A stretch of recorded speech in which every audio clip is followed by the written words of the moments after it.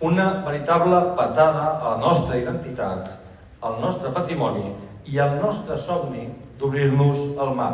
El Ministeri acaba d'aprovar el Pla contra el soroll, on es preveuen quilòmetres de pantalles de 5 metres d'alçada, com aquesta, al nostre litoral de Tarragona.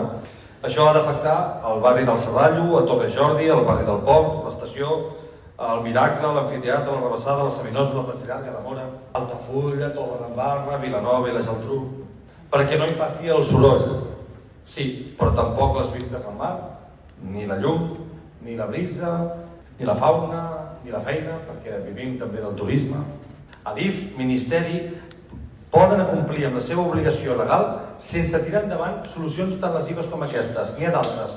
Una d'elles, les micropantalles enganxades a la via, que tenen el mateix efecte i són més econòmiques. Això a curt termini, perquè a llarg termini és evident que el problema el tenim amb les mercaderies circulant per allà on viu la gent i, per tant, l'aposta s'ha de fer fent el traçat segregat en paral·lel a l'alta velocitat per la via interior, que és on no hi viu la gent, lluny de la població.